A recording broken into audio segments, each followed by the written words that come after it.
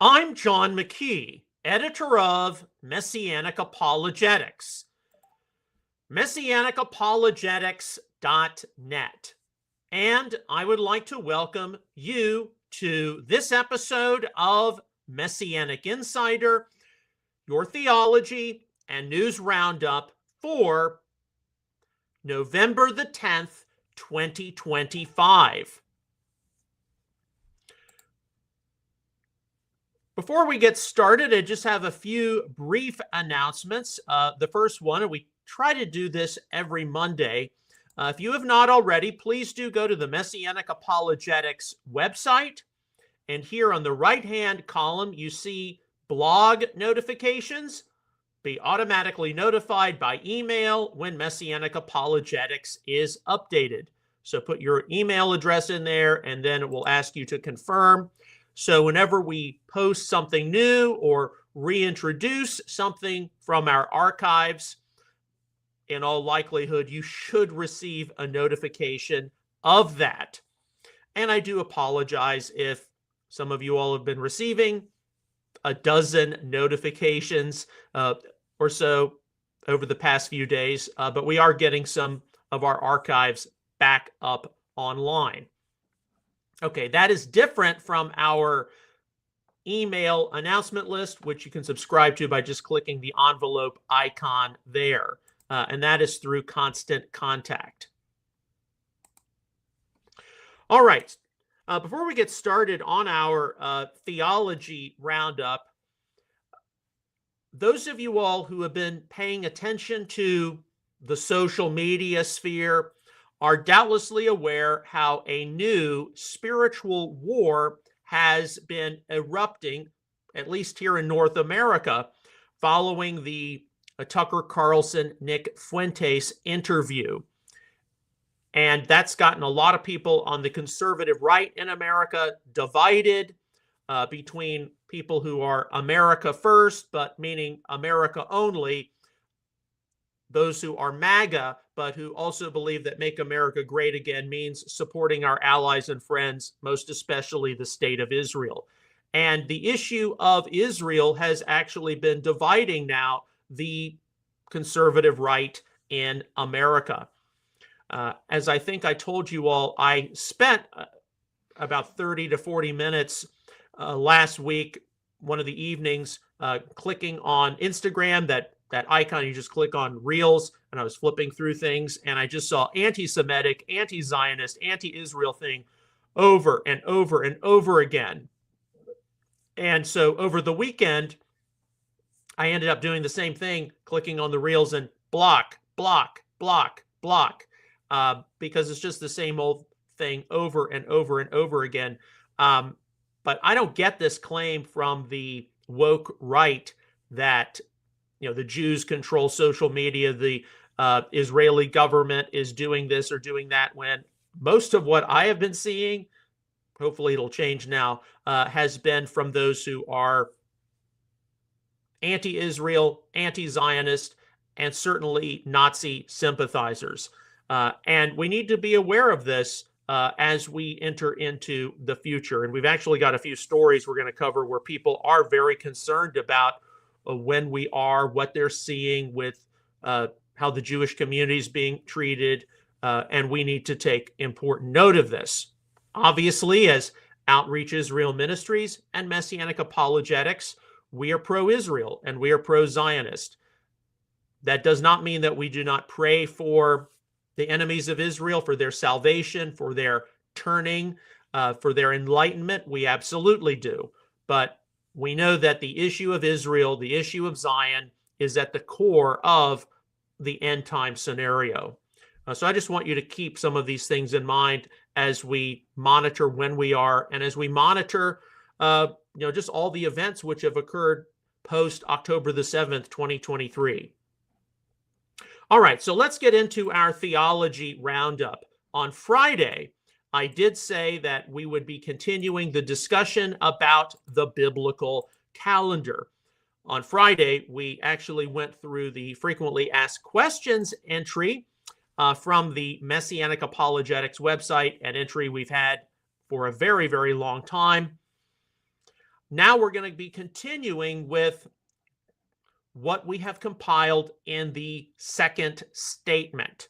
Now, the second statement, of course, we have a tab here on Messianic Apologetics Statement of Faith, and immediately underneath it is this thing called the second statement. And we put this together. We've had some discussions about it over the years, but we finally put it together. This doesn't deal with issues of a core central nature, like the nature of Yeshua, the centrality of Scripture, salvation by grace through faith. This deals with more secondary issues. Where do you stand on women in ministry? Where do you stand on supersessionism, replacement theology? Where do you stand on the biblical calendar? So this is an important issue. People need to know where we stand, but it doesn't mean that fellowship is immediately severed because of the position we might take. All right, so let's go down. We've had discussions on this before.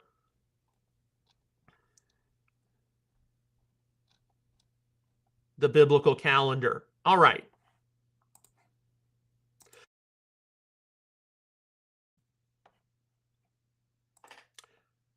The issue of what religious calendar is to be followed by those remembering the annual appointed times is not a fiercely debated issue in Messianic Judaism. Yeshua the Messiah, his Jewish apostles and first followers, as well as any non-Jewish believers who had either been proselytes or God-fearers, would have all followed the mainline Jewish calendar of the 1st century CE. There is no indication in the Gospels or Book of Acts that the early Messiah followers adhered to a sectarian calendar. Instead, per Yeshua's word that the Pharisees had an authority to be respected, Matthew 23, 1 through 3, and the Apostle Paul's own testimony of being a Pharisee, Acts 23, 6, then the mainstream Jewish norms, largely represented by the Pharisees, would have been observed. The Messianic believers in the New Testament are all seen observing the appointed times in conjunction with the main Jewish.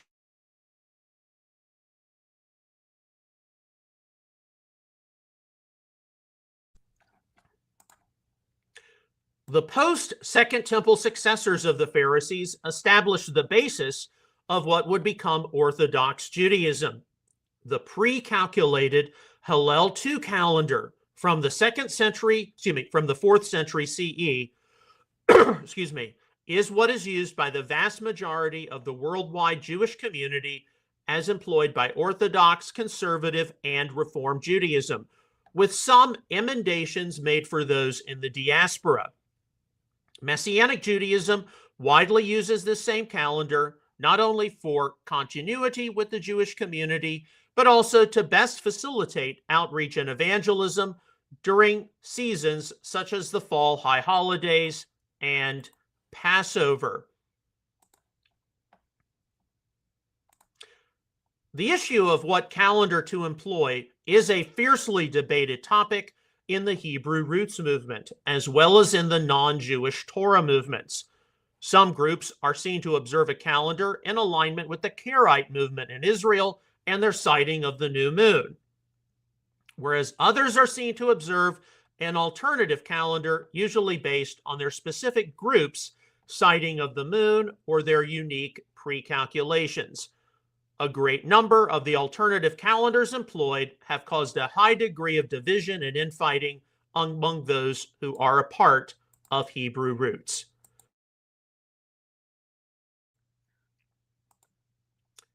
From its very beginning, Outreach Israel Ministries and Messianic Apologetics have always followed the mainstream Jewish calendar.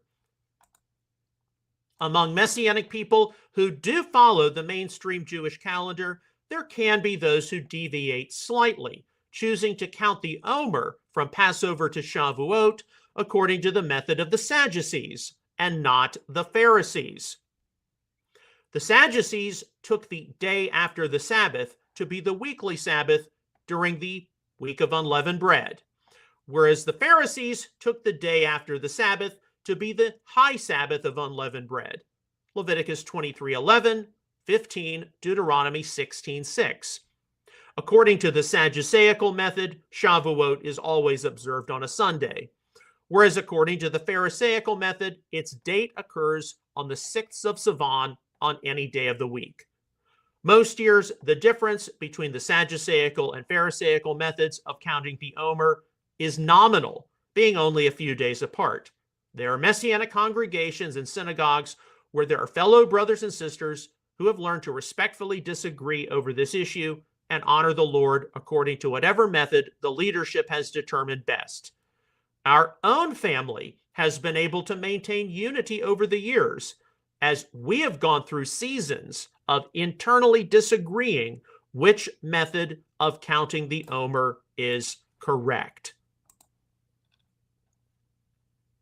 Many of the so-called restored biblical calendars produced by sectors of the Hebrew roots movement believe that they have also been able to restore the proper year since creation.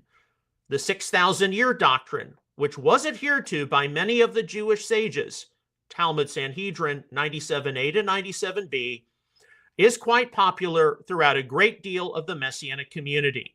It widely adheres to the idea that there is a 7,000-year cosmic week, with each day being 1,000 years, Psalm 90, verse 4, with the final 1,000-year period being like a Sabbath, hence representative of the Messianic age. Many calculations and predictions of the second coming and return of the Messiah have been associated with determining when the biblical year 6,000 is going to take place.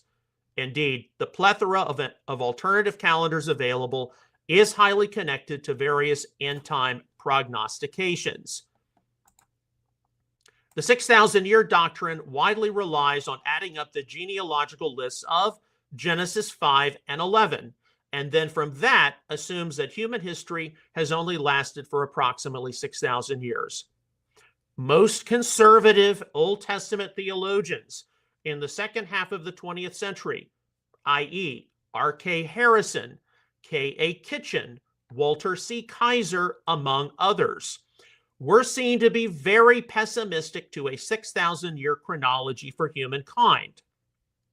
In addition to the different ages seen in the textual witnesses of the Hebrew Masoretic text, Greek Septuagint, and Samaritan Pentateuch for Genesis 5:11, and the probability of telescoping, extant anthropological data indisputably points to human civilization being older than 6,000 years. That doesn't mean Darwin or evolution, though. References to a day as 1,000 years are instead viewed as speaking of God's timelessness. The 6,000-year doctrine, while popular, falsely assumes that human beings can actually calculate the year of the Messiah's return. The Messiah himself, in his Olivet Discourse, directly admonishes followers to look for political, religious, sociological signs. It is seen how while the present year of the Jewish calendar is 5785, 2025, which has subtracted various years per opinions surrounding the book of Daniel, most people in the Jewish community would concede that human history is much more ancient. All right, so that's a summary on the biblical calendar.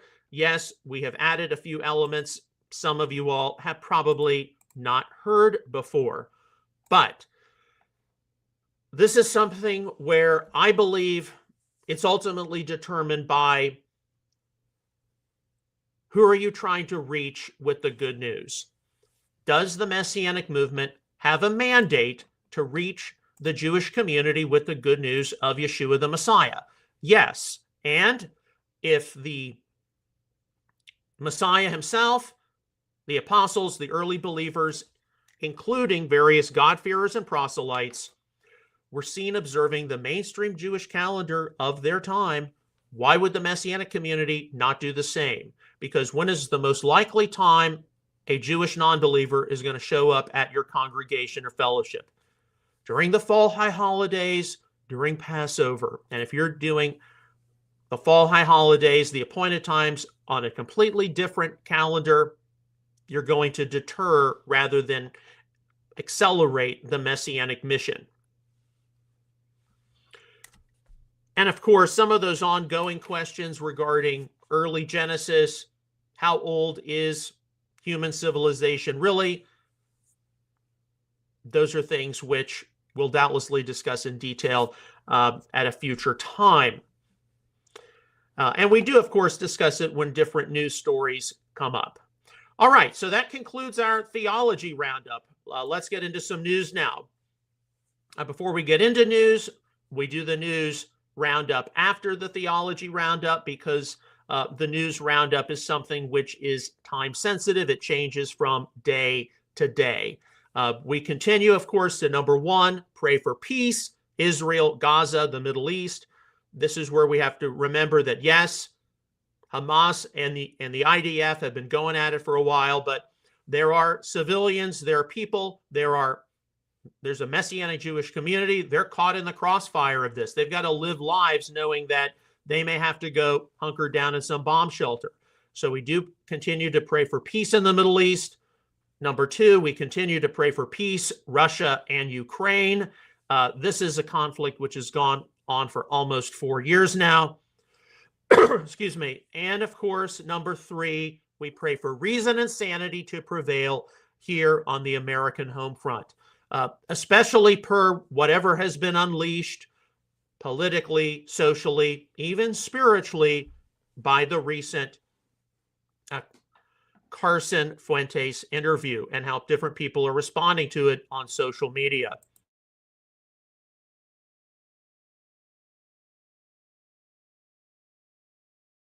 All right, so all the news stories I'm going to be going through, these will be listed later today for you to look through yourself, watch the different clips, read the articles on MessianicApologetics.net. All right, our first story, and this came across my feed on X, formerly Twitter, 2 minutes, 32 seconds. This is from Peter Goman, professor at Shepherd's Theological Seminary. I don't know much about that, but this is a good clip here. And it is from Wes Huff, who is an apologist from Canada. Many of you all know about him. Glad to see more and more people are speaking against the ridiculous claim that the Scofield Bible was backed by the Jews. It is basically to the point that if someone says the Jews were behind the Scofield Bible, you can cross them off as a serious thinker. Now, one of the conspiracy theories, which has been circulating for a while now, and you see it all over social media, is this claim that until the release of the Scofield Reference Bible, and yes, I've got all 3 editions, the main editions in my resource library behind me, but until the release of the Scofield Reference Bible, which is not a new version of the Bible. It uses the King James, the original one uses the King James and then just had introductions and annotations. So it was a study Bible. But there are people who claim that Scofield released a new edition of the Holy Scriptures. But more so than that, before the release of the Scofield Reference Bible, which, yes, was dispensational, there was hardly any Christian support for the Zionist cause, a Jewish homeland back in the Middle East. And the claim is that Jewish bankers funded the Scofield Reference Bible, and that is what actually gave rise to Christian Zionism. That is entirely false. While the Scofield Reference Bible did popularize dispensationalism, there have been many studies done, I've even referred to them, that there were many Christian theologians, Christian thinkers, Christian Bible interpreters before John Nelson Darby and C.I. Scofield appeared on the scene, who believed that in the last days, the Jewish people would return to the land of their ancestors. They would set up some kind of Jewish independent state, and it would be one of the catalysts to bring the Messiah back. So that has been an idea which predated the Scofield Reference Bible. We can't deny the fact that for many people, the Scofield Reference Bible was a cause in them being Christian Zionists, but it's not the only one. And there are many people who are rightfully coming out against this claim that it was Jewish bankers who put it together. Before then, there were no Christian Zionists. We know that it's very easy for an idea, especially today, because, and it's not just academic, it's not just scholarship, it's also spiritual, a soundbite to be unleashed, and all of a sudden it's treated as 100% fact. Okay, here's something which has been circulating on social media over the past few days. Fox News picked it up. This is very concerning. Here you have heroes regret. 100-year-old British World War II veteran Alec Penstone lamented the current state of the United Kingdom, saying the country is less free now than when he fought for it in the war.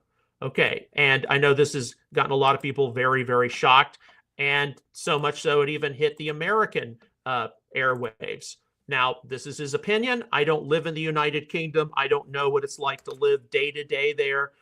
Certainly, we do have a number of people follow our ministry from the UK. My brother-in-law is a native of Scotland. He's now a U.S. resident. On the whole, there are many people on both sides of the pond who are concerned about what is happening in Western civilization. And the historical tendency has been for Europe to be about a decade or two ahead of America, the United States. So if you have a British World War II veteran lamenting what his country has become, where are we going to be in the next 10 years, the next 20 years as the United States? This got picked up by more mainstream media, so it's not, on the fringes here. And certainly a lot of people are concerned. And it really has to do more than anything else with the state of society, the state of religion. Has Christianity lost its influence? The growing anti-Semitism you see in Europe. That's not to say it isn't here either, because it is. And take this as a road sign for what it is. Okay, from the New York Post, Russia, Ukraine. Now, this is from November the 7th. And there's a clip here. Hungarian Prime Minister Viktor Orban told President Trump that Ukraine's only hope of defeating Russia would be a miracle. So there are a lot of course, different opinions from Europe, the European Union, different member states regarding, of course, also NATO, regarding Ukraine's chances of actually defeating Russia. We pray for peace because we know that this is definitely within the rubric of wars and rumors of wars in the end times, and we pray for peace. We don't want to see a generation of Ukrainians or Russians lose their lives just for Russia to gain a little bit of territory here and a little bit of territory there. Okay, to the American home front. This is from November the 7th on Newsmax. You can watch the clip here. It's from Greg Kelly. Greg Kelly USA weighs in on the subpoenas given to former CIA Director John Brennan and former FBI officials Peter Strzok and Lisa Page. And of course, a lot of this would involve, Russiagate, among other things. Whatever unfolds, whether it's Russiagate, whether it's election 2020, whether it's Epstein, whether it's Biden's auto pen, people here in America are going to lose faith in their elected officials, whether they're on the right or whether they're on the left. And while I know that during the Biden administration, many people on the right, they were very frustrated with the Biden administration. They thought it was corrupt. They're covering things up. Who's really running the show? There are a lot of people now, almost a full year into the second Trump term, and they're getting impatient with Trump. Why haven't we seen the Epstein files? Why haven't we seen this? Can't they accelerate that? And so that is helping to cause more of this divide on the right. Israel is at the center of it, obviously. But likewise, the question is raised, who's influencing whom and who's blackmailing whom, all of this. We don't know. But what we do know is that as believers, as we monitor things, and we're, dealing mainly with what are considered to be mainstream sources, we have to respond in a way which helps individuals, helps families whose trust and confidence in their officials has been challenged. So we know that the ultimate source is for reliance is in God. It's in God's word. We've even referenced an article or two in the past. I remember from Charisma that said, yeah, people are losing trust in their government and their officials, but they're turning to the Bible and they're turning to faith for answers. Okay, one of the prominent conspiracy theories out there regarding Israel today, it's circulated by a lot of anti-Zionists and a lot of anti-Semites, concerns the USS Liberty. So any of you all who have seen things about the USS Liberty, the Israeli attack on the USS Liberty, have doubtlessly seen claims that, you know, there's only one country in the history of the United States which has ever attacked the United States. The United States is not attacked back on. And of course, it was Israel. So here's a post, and a number of Messianic Jewish influencers on social media have noted it as well. It's actually from the Wasson Watch Company, which is, of course, mainly they manufacture watches, but the owner of this company is a very pro-Israel, very pro-Zionist. Now do the USS Liberty. And he says, every time Israel comes up, someone mentions the USS Liberty. Hey, even when Israel's not the topic, people bring it up. A lot of folks see it as some kind of ace in the hole that proves without a shadow of a doubt that Israel is a raging enemy of the United States. So this is a very good summary. I recommend you read it. It regards what happened on June 8th, 1967, 2 days after the start of the Six-Day War. And here you go through this summary, you will basically see that this was terrible disaster, terrible tragedy, but it was friendly fire. And the Israeli government apologized and offered immediate compensation for all the victims. So, but this is the kind of thing you're going to see thrown up on social media constantly. And to be honest, I've never seen it mentioned in the Messianic Jewish community by anyone. I mean, and I know that the Messianic Jewish community is very fearful of addressing, you know, things like Holocaust denial. The Ashkenazi Jews are, you know, Khazar imposters, things like the USS Liberty, AIPAC. I mean, they are concerned about addressing it, but we at least have to inform people, yes, there are those things out there. We will deal with the stories as they come. Yes, that does mean some monitoring of what's on the alt-left or the alt-right, but more mainstream persons have had to, you know, stand up, speak into these matters and, you know, hey, clarify things. So speaking of that, now I've had my disagreements with Dan Bermawi's, channel, but he's generally, you know, a friend of Israel, and he's very useful. I have a disagreement with him on the biblical borders of Israel, but here, commenting on a 43-second clip from a Christian in East Jerusalem, he says, just ask yourself, because this is somebody who says, we get spit on every day, wearing a cross, you will get spit on. They are raised, speaking of Orthodox Jews, mainly to hate Christians. So Dan Bermawi says, just ask yourself, why do Christians, Arab and non-Arab, who live inside Israel enjoy full rights, while Christians in East Jerusalem get spat on? When a radical, ultra-Orthodox Jew, and that's something you got to keep in mind here, you can't universalize all Jews being hateful of Christians in Israel, spat on a Christian missionary, and the moment was caught on video, thousands of useful idiots began repeating it as if it happens to every Christian. You can't claim that Christians inside Israel are afraid to report abuse. People in Israel are free. Muslim Knesset members literally burned the Israeli flag inside the Knesset. Anyone can report wrongdoing. The fact is, Christians in East Jerusalem and the West Bank dream of obtaining Israeli citizenship because they can't. They choose instead to demonize Israel. That's his opinion. And really, the point is that, look, you know, abuse of one religious group toward another has been with humanity, I mean, even in non-Abrahamic contexts, for millennia, okay? And even if you are a Christian, you go to Israel, you are in a country which has freedom of religion effectively. Yes, it is a Jewish dominant state. You're definitely going to get some dirty looks from some people. You might get dirty looks from people on the street here in the United States. So you have to keep this in a wider context. And yeah, there can be ultra-Orthodox Jews who are hostile to Christians, but there can be Christians who are hostile to other Christians. How many denominational people here in America, they look down on those of another denomination, and they might not spit on them, but they might make a few rude comments, and that's just the way life is. But when you see something like this, be sure to keep it in mind of the bigger picture. It doesn't mean that just because there's religious freedom in Israel doesn't mean everybody gets harassed. It doesn't mean everybody's best buddies either.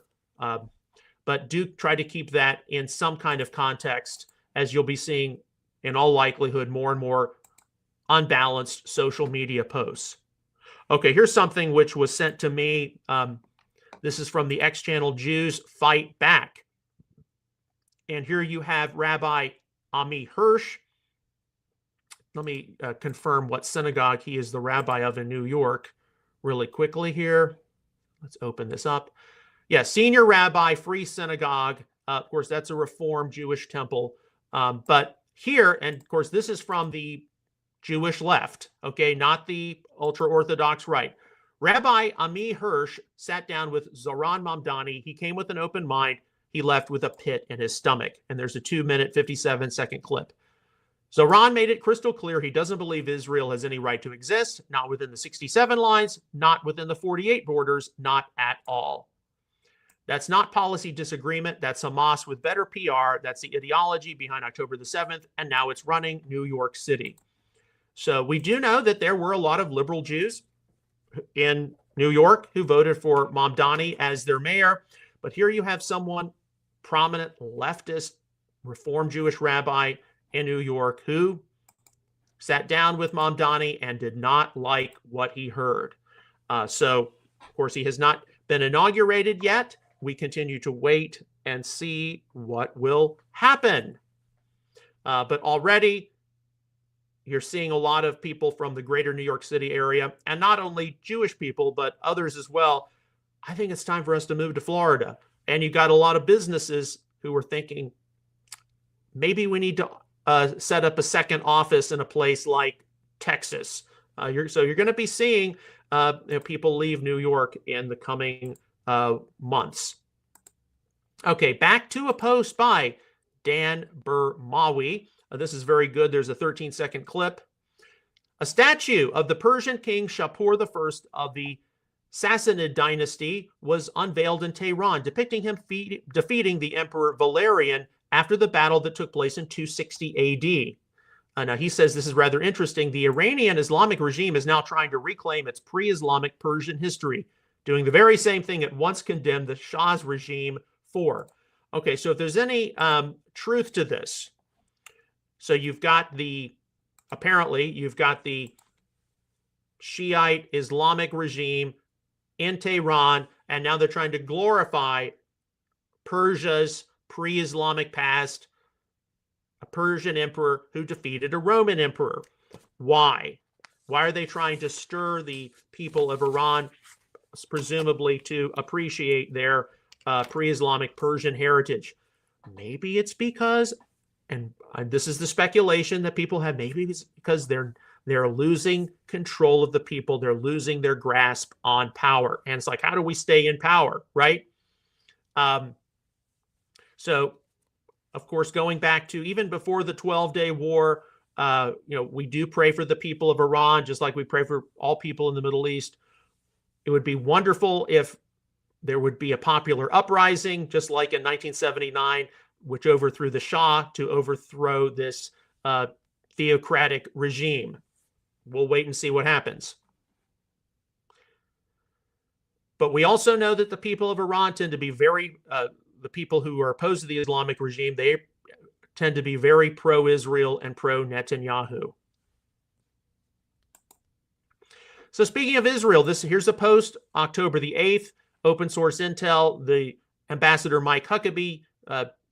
I'm so tired of people blaming Israel for defending themselves against the monsters who raped women, who burned babies, who beheaded people, who took 250 people hostage and continue to torture them.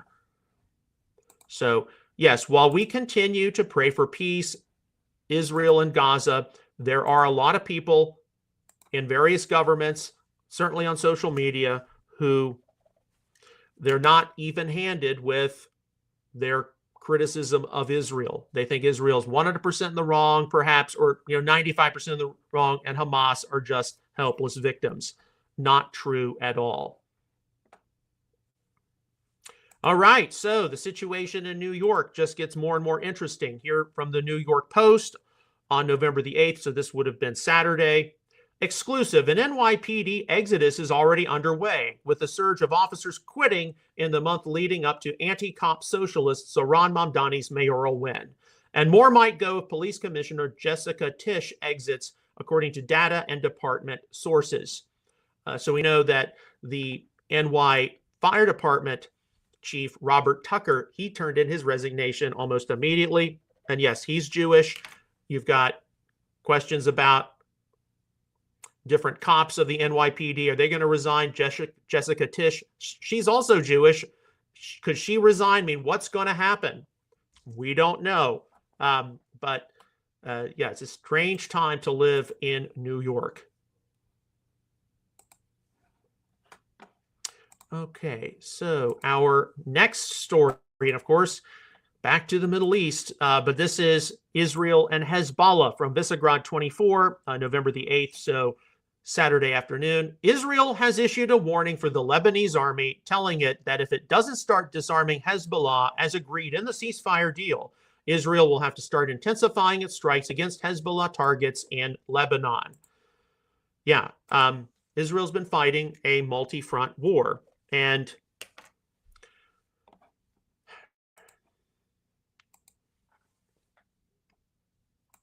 okay, another story from the Middle East, Israel. November the 8th, this is 11:18 a.m. in the morning, open source intel. Israel Defense Minister Israel Katz, until all the hostages and fallen soldiers are returned and until the last tunnel is dealt with, we will continue to act with strength to achieve our goals in Gaza. So we know that even with, as impressive as the Trump peace agreement was, him going to Jerusalem, celebrating the release of the hostages, then going to Sharm el-Sheikh with all of those Arab and Muslim leaders, that there are going to be some starts and stops with this peace process. That's not going to happen instantaneously.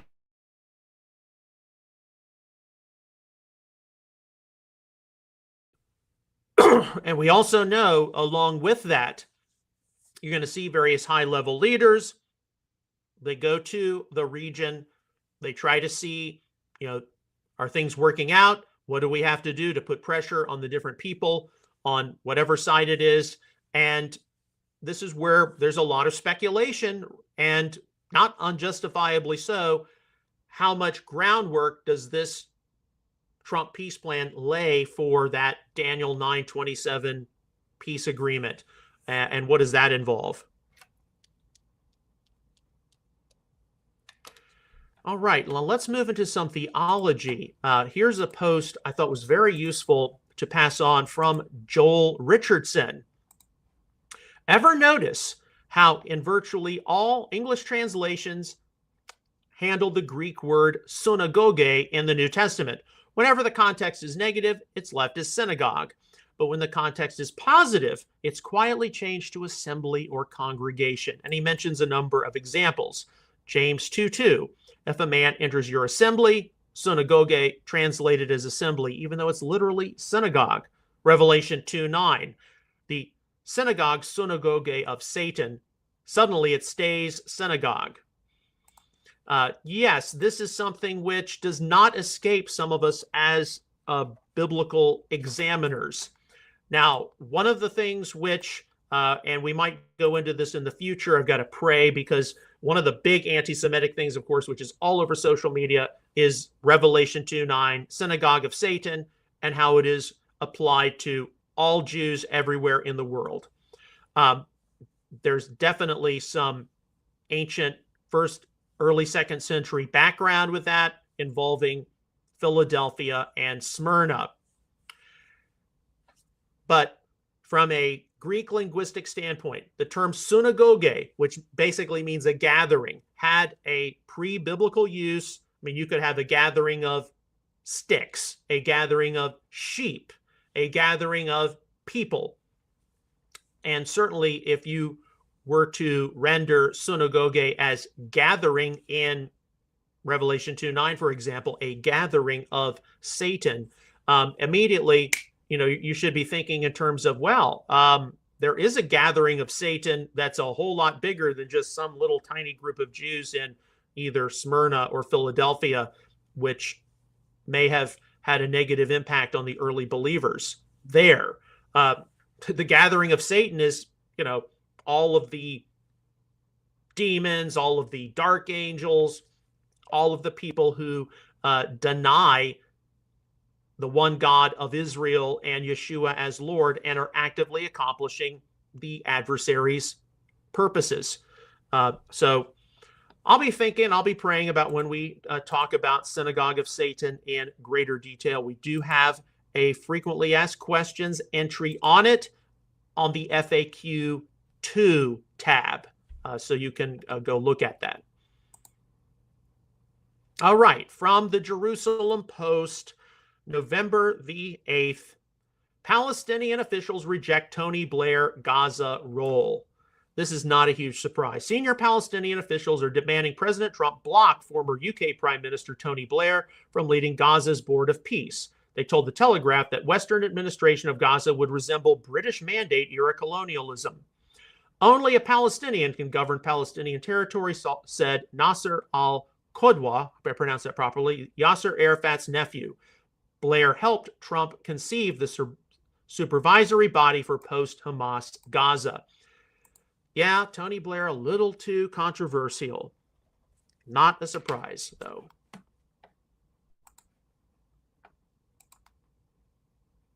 Okay, we've got 6 more stories. So here you have, and this is also from Fox News on Instagram, November the 9th. So this is from yesterday. Echoes of evil, 87 years after surviving the terror of Kristallnacht, Holocaust survivor Walter Bingham warns that the same dark forces of anti-Semitism are rising once more around the globe. So, earlier we had a British veteran say, what did we fight for if this is what's happening to my society?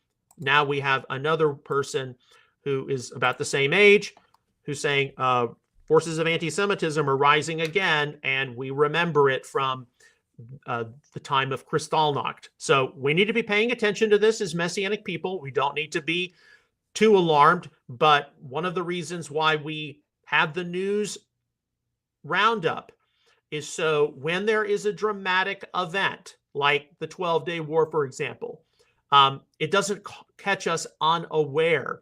We can at least trace a series of events. We're like, yeah, we saw this. We heard rumors of this. We heard possible reports. Because the last thing we need as God's people is for there to be some dramatic point event. And then like, oh God, is it all getting ready to hit the fan? Whereas like, no, we can trace a series of events. Instead, those of us who are watching and waiting can be there to offer a word of comfort, a word of solace. Yes, we've been tracing this, and we can be there to help calm many people down. All right, this is Middle Eastern, but it's also domestic for today, November the 9th, 4:49 p.m., so this is yesterday afternoon. The U.S. Treasury Department removed Syrian President Ahmed al-Shara and Interior Minister Anas Hassan Khattab from its sanctions list a day before al-Shara's historic meeting with U.S. President Donald Trump at the White House.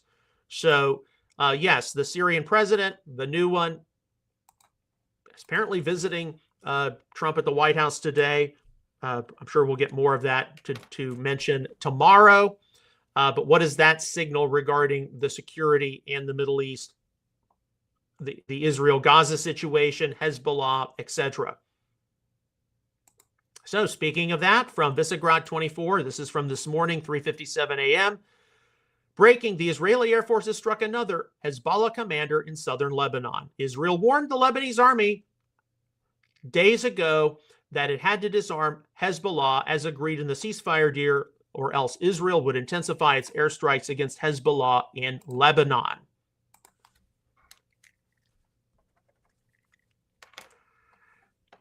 Okay, so our next story, this is from Protestia, and this is an uncomfortable matter. It's something which a number of us in the Messianic sphere of influence had to sort through all the way back in 2008. It is still seen in some very fringe parts of Hebrew roots. I can say that it just about killed the whole two-house sub-movement. This is when a major two-house leader 17, 18 years ago came out and endorsed polygamy, a man having multiple wives, as a valid lifestyle. So here Protestia is reporting, and there's a 2-minute, 42-second clip. Polygamy is biblical. Polygamy is specific for a man having multiple wives, just like polyandry would be a woman having multiple husbands. But usually we use the term polygamy. Protestant pastor Rich Tidwell recently revealed that he's taken a second wife and that she's pregnant with what will be his 8th child. In a follow-up sermon after his announcement, he shares that he was inspired by King David's example. And then you have 2 skulls as a 2 emoji skulls. Okay, so there are likely going to be a number of those on the Christian apologetics internet sphere say, hey, what do we do about this? Here you have a Protestant pastor who's taken a second wife, and he's mentioning a number of Old Testament examples. So this is, of course, a big question, a big conundrum for a lot of biblical interpreters. For someone like me, it's not a huge question. Look at the people, particularly different patriarchs, different leaders of ancient Israel. Look at those who had multiple wives. It wasn't the normal, everyday Israelite male. It was usually those who were in high positions of power, leadership. They had the financial wherewithal, the resources to have multiple wives. And look at their marital examples. They weren't often that great. Even going back to Jacob and his 2 wives and 2 concubines, their family lives were not things we are to be implementing in our own lives and marriages today. A lot of what you see in the Tanakh or the Old Testament. And we have a newsletter from, I believe it was last year. Let me make sure I can get the title of it for you. And it goes into not just some of the polygamy issue, but a number of other things. Yes.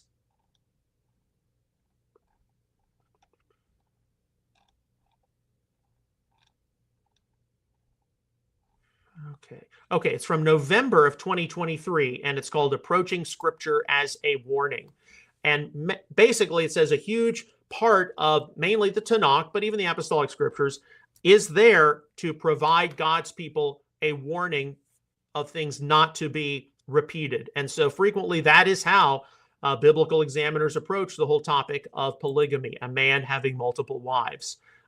It's not something which we're to take direction from in that go get multiple wives. It's something rather for you to take warning from. Okay, we got 2 more stories. Okay, so the first one, this is from the New York Post today, November the 10th. President Trump granted pardons for 77 individuals tied to a plot to overturn the 2020 presidential election, including his close allies, Rudy Giuliani, Sidney Powell, and Kenneth Chesebro. A Justice Department attorney announced late Sunday night. The full list of those pardoned, each of the president's co-defendants who faced charges related to the 2020 fake electors plot, was posted to X just before 11 p.m. by Trump's clemency czar attorney Ed Martin. So whether you agree with this or not, what it means just the same is that among the issues here on the American home front, which are going to be explored, examined, debated in more detail, will be 5 years ago, election 2020, and what all that means or doesn't mean. So just add that to your list, along with Russiagate, along with Epstein, along with the auto pen.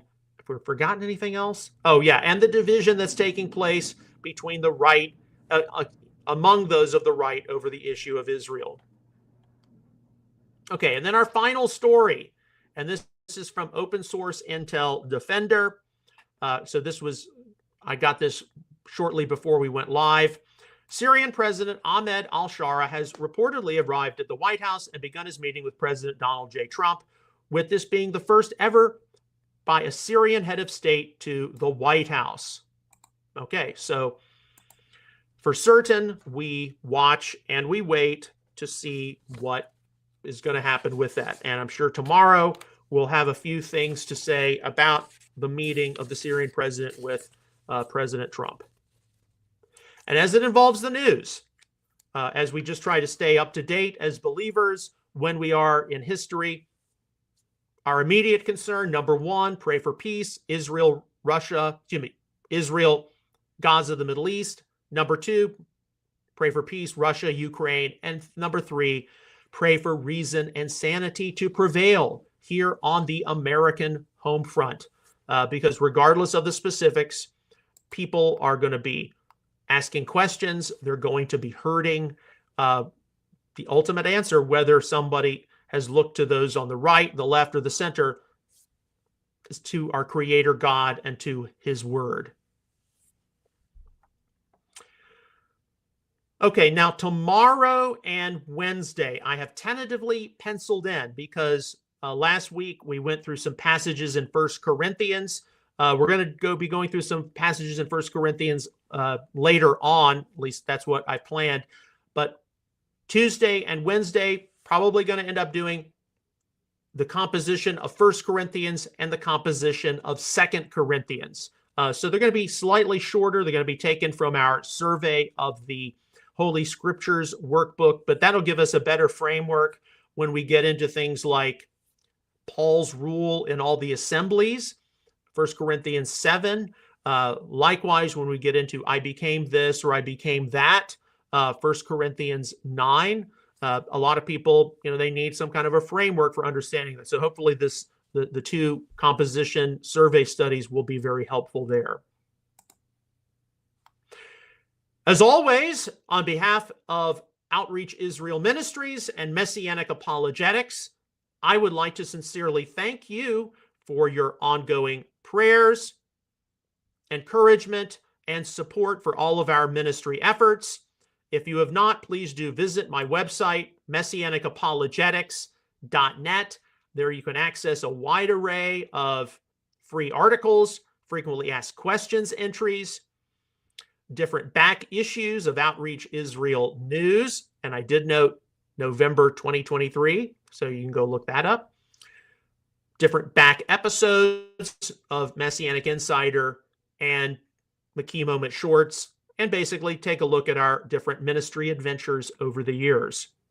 And please do be sure to give a thumbs up or a heart to this live stream. It will definitely help its exposure on social media. We will see you again tomorrow with another episode of Messianic Insider. Until then, may God bless you. Shalom, and take care.